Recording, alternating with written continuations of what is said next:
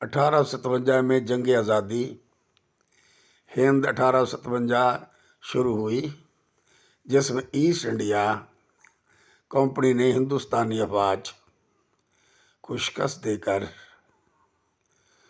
ہندوستان کو تاج برطانیہ کے سپرد کر دیا۔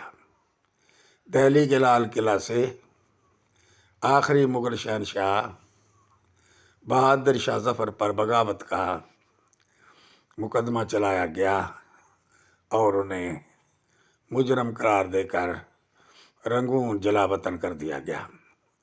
بہادر شاہ ظفر کا مختصر خاندان کا قافلہ 1859 کے اوائل میں رنگون پہنچا، جس میں زینت محل اور اس کا بیٹا مرزا جواں بخت بھی شامل تھا۔